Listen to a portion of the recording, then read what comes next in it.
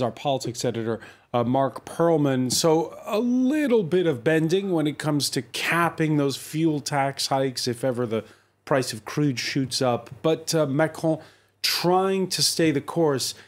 We heard criticisms from both sides of this plan. Yes, he said very clearly, we're going to stay the course. This is a transformation we need to implement. We know that the fight against global warming is a daily reality. There was just a new UN report about this today. So he says, you know, basically, we cannot go against this.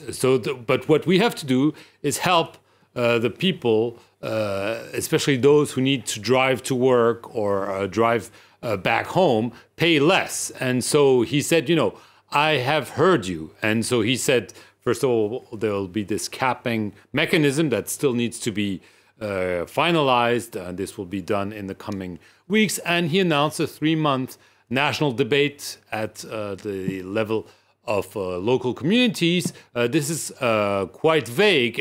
Clearly, what some of the yellow vests were hoping, some of the opposition, some trade unions were hoping, is that he would suspend or postpone the tax hike on January 1st. This he wouldn't do because he didn't back down on previous reforms, and he clearly could not send the message that this was not going to happen because he's always said it would happen. He's always said it would happen. And Mark, partner station France 2 went to a toll booth in eastern France, in Alsace, where they found yellow vest protesters who were listening to Macron's speech in the rain.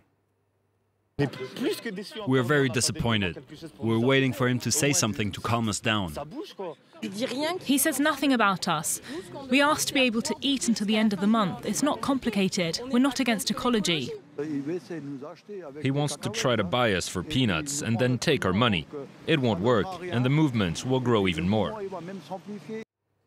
Kind of sounds like they're not speaking the same language. Yeah, they're talking past each other. That's been the problem. And this is also the fact that this yellow vest movement is leaderless. It's not a union-sponsored movement. It's not controlled by political parties. And it goes in all directions. Even the response of the French government, it accuses the far right, but it's actually not a far right movement. And so that's been the problem. One of the first gestures, in addition to Macron's speech, was that despite claims to the contrary, the government did receive a delegation of yellow vests. The Minister of the Environment, François de Rugy, had a meeting with them. This was the first official meeting. So clearly there is a willingness by the government to show that the door is not totally shut. Clearly they've set the ground rules saying, okay, this tax hike will happen, but they're hoping that by providing subsidies, incentives,